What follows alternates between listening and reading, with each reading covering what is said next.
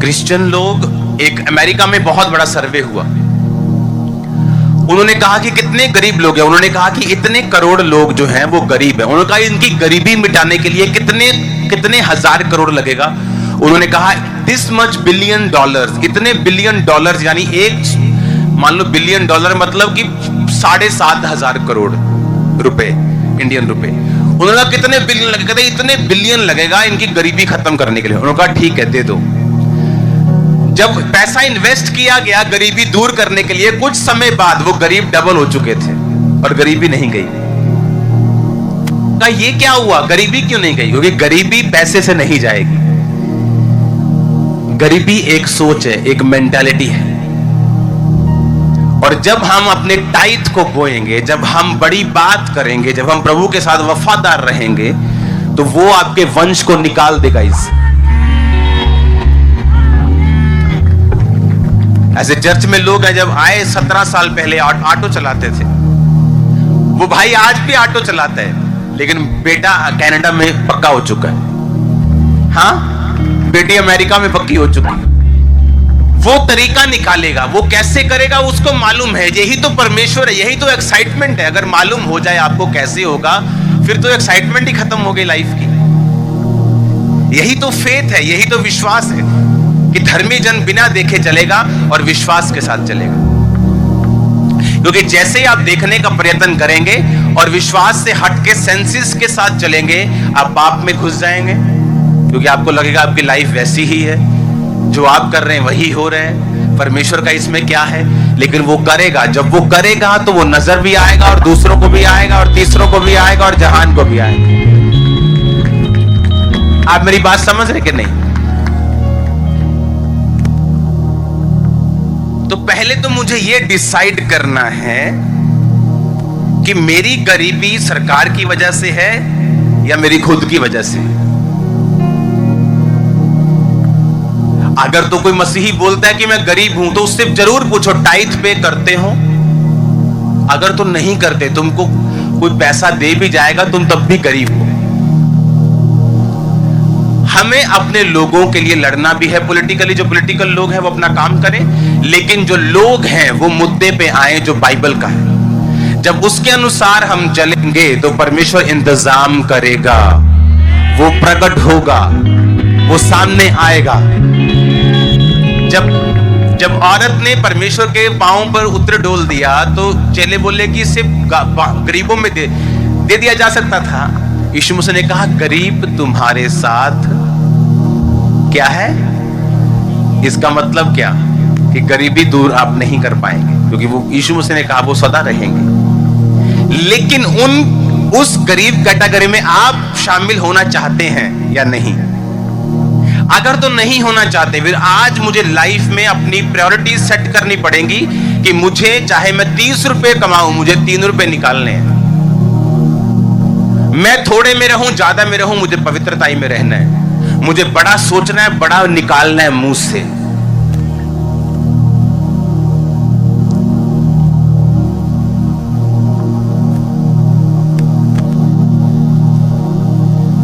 मेरी सासू माँ के घर जब लोग आते थे, जब सब कुछ बिगड़ा हुआ था, ना पैसा था, घर भी टूटा हुआ, सब कुछ खराब था, लेकिन जब मसीह में आ गए तो कई बार किराया नहीं होता तो साथ वाले किसी बंदे से किराया मांग के और चर्च आना, और लोगों ने आके उनके घर में आके वैसे ही पूछना। लोगों ने पता होता तुम कितना हो।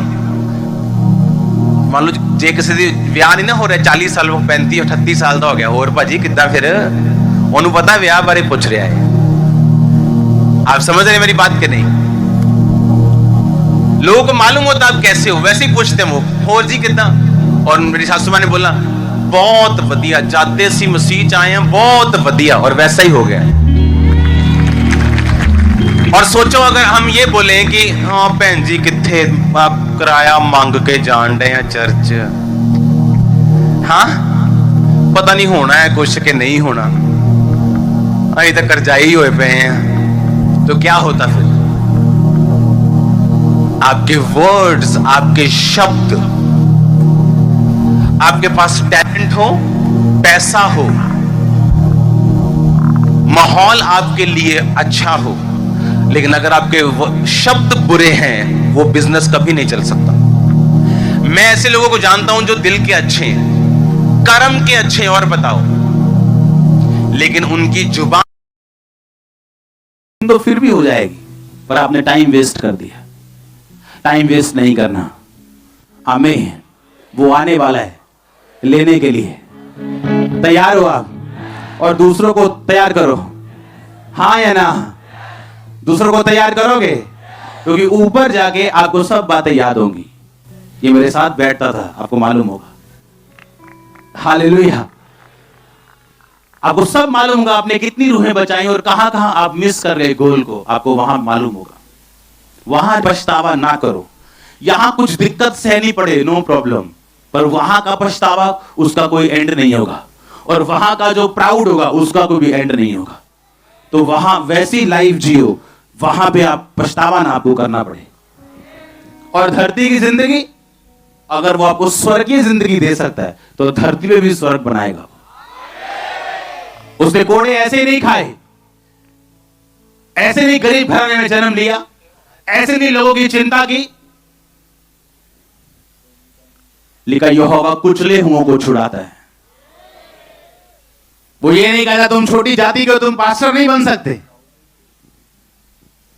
कहता उस छोटी जातियों को चुनता है बिशप बनने के लिए, अपोस्टल बनने के। उसने ये नहीं कहा ये वाली जातियां पहले आए उसके बाद ये आए। उसने कहा हे दुनिया के थके हारे और बोझ नीचे तभी लोगों मेरे पास आओ। आप मानते हो आप हम सब एक ही प्रभु की संतान है? तो आपके जितने अगर घर में बच्चे हो, वो क्या हो सकता है आप एक को बोलो नहीं भी तू छोटा है, एक को बोलो नहीं तू, हो सकता है क्या? क्यों? क्योंकि ऐसा वही कर सकता है जो आपका असली बाप ना हो। एक बंदा जादू टोना करने के लिए गया, लो जी पिया यार फलाने लात तोड़ दियो, लो जी। वो जादू टोना जिन शक्तियों की सहायता से कर रहा है, अगर आप उनकी संतान होते तो क्या एक बच्चे के कहने पर दूसरे बच्चे की टांग तोड़ता है बाप? यीशु मसीह को बोल के देखो कि खुदावंद 1 लाख का स्पेशल सीड लेके उसकी टांग तोड़ दो, तुम्हारी टूट जाएगी। बोलेगा मेरी भी टूट गई। यीशु ने कहा जो तू बोएगा वो तू। अगर आप एक बच्चे के कहने पे दूसरे बच्चे की टांग नहीं तोड़ देते तो क्या जो असली बाप है आपका वो तोड़ देगा? इसका मतलब हमारा असली बाप कौन है? इसका मतलब हमारा असली पिता कौन है? क्योंकि वो एक बच्चे के कहने पे अपने दूसरे बेटे की बेटी की टांग नहीं तोड़ेगा। फलानी ने मेरी मिट्टी उठा ली जी, मेरा हस्बैंड उसके पास चला गया। अगर वो तेरा सच्चा पिता होता, परमेश्वर होता, क्या वो ऐसा करने देता? तुम यीशु मसीह के घर में आओ और पर्ची डाल दो, बोलो फलाने का पति मेरा हो जाए, जो तुम्हारा है वो भी चला जाएगा। हां, क्योंकि यीशु मसीह कहता अगर तू मेरा बेटा है तो वो भी क्या है? तो ये कौन सा बाप है जो एक बेटे के कहने पे दूसरे बेटे को मार दे? लेकिन अगर वो दुश्मन हो बाप की पहरावे में तो ऐसा करेगा, क्योंकि बाइबल कहती है शैतान नाश करने के लिए, घात करने के लिए, चुराने के लिए आया। यीशु मसीह आए जीवन देने के लिए, और अबंडेंस, बहुतायत का जीवन देने के लिए। खुदा ने इतना बड़ा दिमाग दिया है, सोचने के लिए दिया है, समझने के लिए दिया है, सच्चाई और बुराई की फर्क को जानने के लिए दिया है, सच्चाई क्या है झूठ क्या है सोचने के लिए दिया है। इसलिए अगर दुश्मन से प्यार कर, क्योंकि वो भी तेरा ही भाई है। जहां आपको बचाने की बात होगी वो बचाएगा। जब कोई बिल्कुल वचन से बाहर होगा तो वहां आपको वो सुरक्षित रखेगा। अपने हाथों को उठा, बोलो थैंक यू जीसस। आप तैयार हो उसके चरित्र में चलने के लिए? सुना नहीं मेरे को? दिल में लेने के लिए इसको। किसको? फिर से, फिर से, फिर से जोर से बोलो जीसस। आमीन।